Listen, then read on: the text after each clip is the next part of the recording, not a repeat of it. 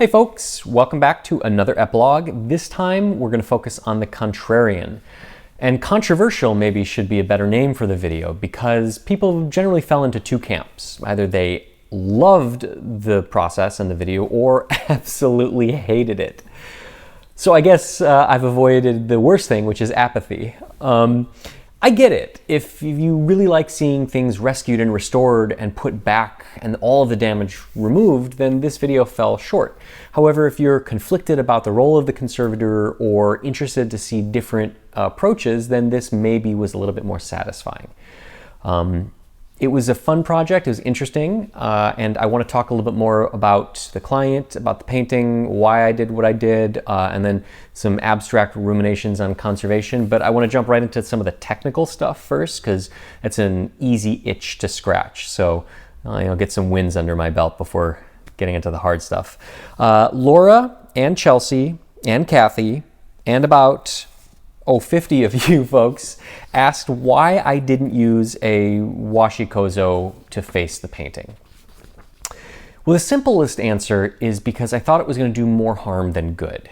You see, the paint was so incredibly fragile, and I've joked about sneezing and losing all the paint or just looking at the paint and having it fall off, but this one really was a case where if I tilted the painting, half of it would have slid right off. So by painting on the adhesive, I was inevitably going to disrupt some of that loose paint. And then placing the washi kozo on would also be disruptive. And then I have to remove all of that stuff that I put on. So I was just concerned that the impregnation adhesive would penetrate through the canvas, grab onto that washi kozo, and then it would be almost impossible to remove without subjecting the entire painting to the solvent that would weaken the adhesive that I had used to stabilize the entire painting. That maybe sounds like the dog wagging its tail, but it does make sense, I think. So ultimately, because this painting was properly sized with a rabbit skin glue, I knew that I could reactivate that glue with moisture. And so I chose to just be very, very careful and transport the painting from the stretcher to the hot table flat, and then use moisture, heat, and pressure to reactivate that rabbit skin glue and pull that paint back down to the canvas. Now that rabbit skin glue is not going to be a tremendously strong bond, which is why I chose to do an adhesive impregnation. But utilizing the original rabbit skin glue as kind of a temporary or a bridge to get the painting stable, I think was the right choice because I didn't actually damage or lose any of the paint film, which I was concerned would be an inevitability if I tried to face it. So that is, in a nutshell, why I didn't use any washi kozo facing. Now, Therese asked about the impregnation adhesive and if it is actually reversible. It is, and I have reversed it in the past, not on video, but for other projects I've done. Like I said, it is heat and solvent activated. So heat will make it soft and then solvent can dilute it. And so application of multiple rounds of solvent will dilute it until the point where there is nothing left. And that's done on the hot table. It's done with blotter papers and some other extraction methods. Ultimately, I don't know why anybody would remove it, because if you remove the adhesive that's holding the paint film down to the canvas, you're going to run the risk that now the painting is wholly unstable. But one of the tenets of modern conservation is that everything should be reversible, even if we can't see a reason for that reversibility right now. Maybe in the future, the phone will ring. Always, right? I don't know where I was. Oh, yeah. So even if I can't think of a reason why anybody would remove it now, maybe in the future they decide to use unicorn tears or fairy dust, and the adhesive that I've used has to be removed. So it's just following with modern conservation practices. So Diane asked a question about the painting's stability and if the work that I was allowed to perform was enough to keep it stable for the next 50, 100 years, or if I foresaw that it has a higher rate of failure. No, really what I did was what I would do on any painting, except I just stopped short at the point of restoration. So the painting is stable, it can live its life, and if anything happens, it can come back to me or to somebody else in the future. So no, not doing a full restoration doesn't have any adverse impact on the painting's stability. The conservation aspect is what takes care of that stuff. So Nicole asked, is there a reason why someone would use single keys instead of double keys that we're used to seeing? It's just up to the person that makes the stretcher. Single keys are exponentially easier to make because they requires only one mortise as opposed to two. So for somebody who doesn't know how to make stretchers very well, doesn't have good equipment, or just doesn't want to make a complex stretcher, a single key stretcher would be much, much easier. They don't provide as much control, but they still work. As you saw, I was still able to add some tension to the canvas. So it's a less perfect solution, but a solution nonetheless. Jonas asked about the new handled weight that I have, one with wood underneath and one without. So they were both made by one of my viewers who is a retired engineer and decided to make me a better mousetrap. And one of them has no wood underneath and one of them has wood underneath. And the wood underneath, it's a piece of red oak and it acts as a clapper. So it will absorb moisture into the wood away from the canvas or the fabric or whatever you're applying heat to. Because whenever you apply heat to anything, any ambient moisture turns to steam and it can cause wrinkling or rippling. So tailors use it a lot. And I generally just put a piece of wood down and then the weight on top. Well, my engineer viewer said I can build a better mousetrap. So they built me one.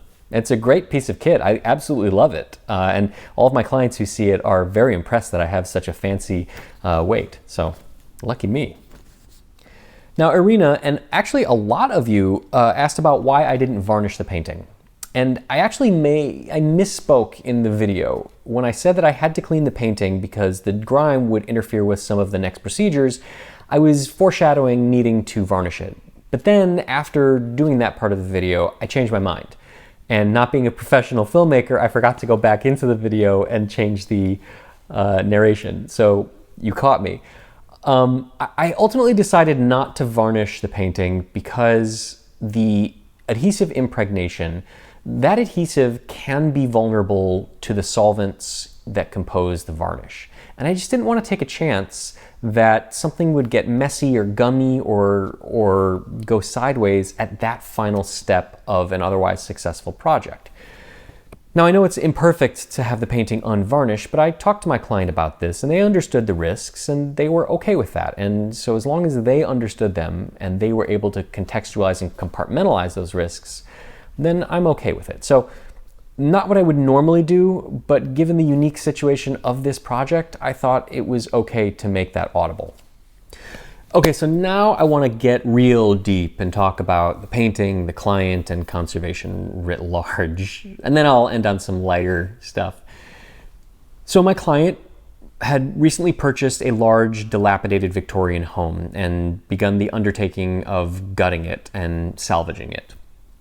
Apparently it had extensive water damage and much of the interior was just a complete loss. They were intent on keeping the facade to blend into the neighborhood, but everything inside had to go. In the process of demo, they found this painting and initially thought they were going to throw it away because, I mean, who wouldn't think that? But then they started thinking about what they were doing with the house, all of the work and the labor and great expense to save what otherwise probably should have been a knockdown. And they thought that maybe that same ethos could be applied to this painting. And so they reached out and contacted me. But of course, they thought maybe we should do something different.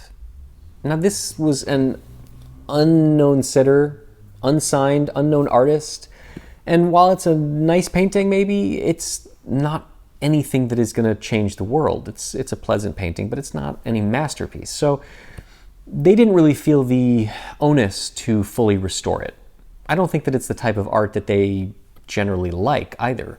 So a full restoration wouldn't have met their needs. But there's a symbiosis in the journey they're taking with their home and the journey that this painting has, its life or something like that. And so they felt that stabilizing it, conserving it was enough, that it would be a memory of where their home had been. It would allow them to remember what they started with and what they ended up with. It would be kind of a throwback. It would be a neat object to have in the home, and of course, a great conversation starter. And initially, when I saw the piece, my inclination was to save it. That is what I do. And so I didn't agree with the client. But then, after spending a little time with it, after they left it, and thinking about it more, I started to realize, one, I was actually really glad that they didn't want me to do all of that retouching, because there was to say that there was a lot of retouching is just a gross understatement. And much of that retouching would be supposition on my part, inventing a face that is no longer there. And while sometimes I like the challenge of putting things back together, this was not something that I was looking forward to. So secretly, I was glad that they actually didn't want me to do a full restoration. And also, as I started to think about it more, I started to realize that it was okay. It was totally fine not to put it back together.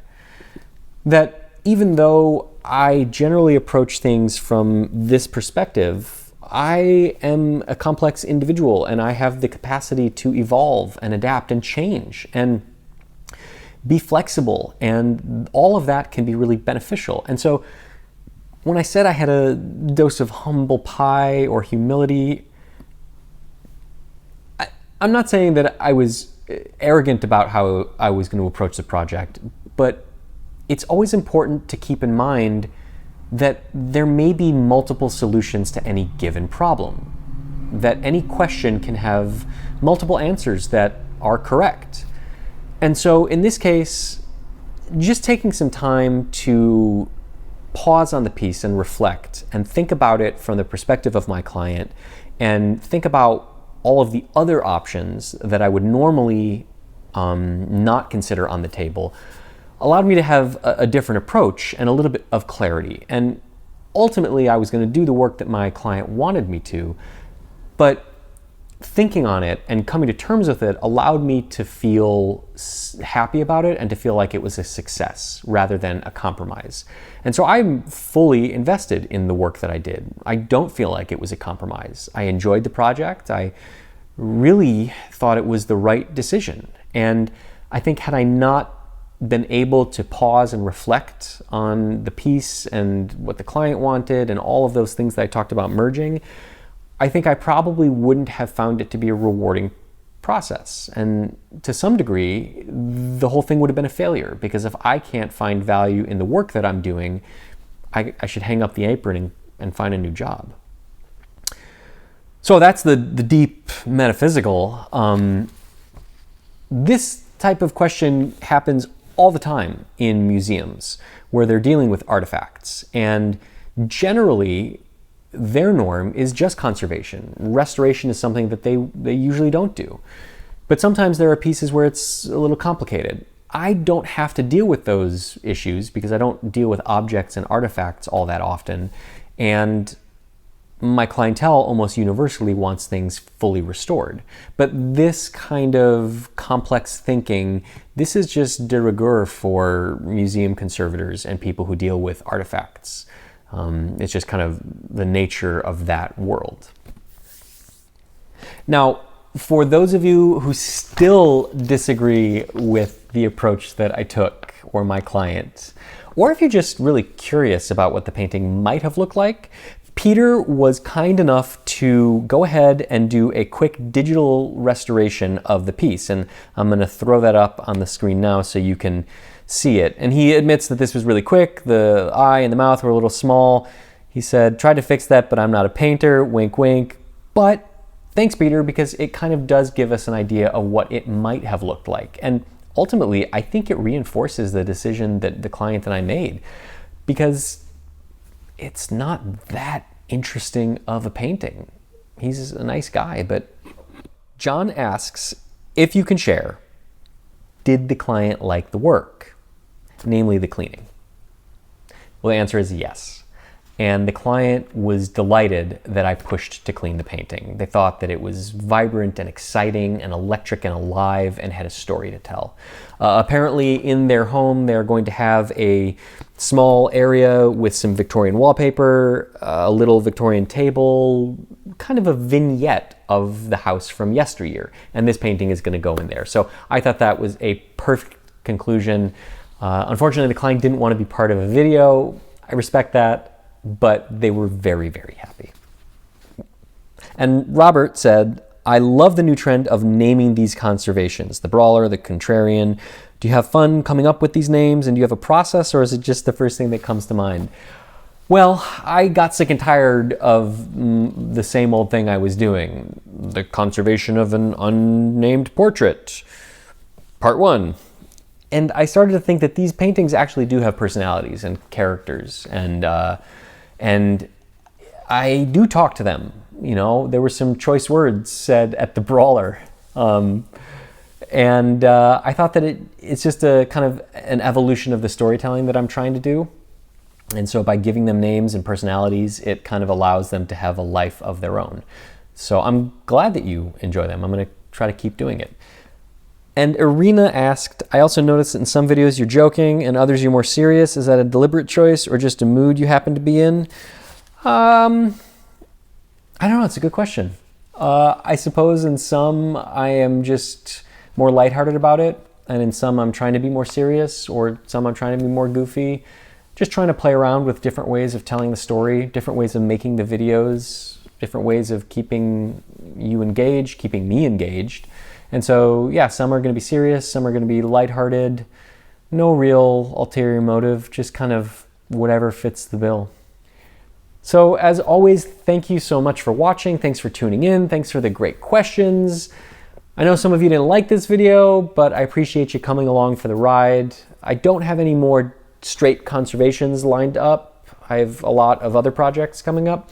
But as I get more interesting and more complex or different projects, of course, I'm going to make videos of them and share them with you because I think you folks like it, I like it, and that's the name of the game, right? Anyhow, take care until next time.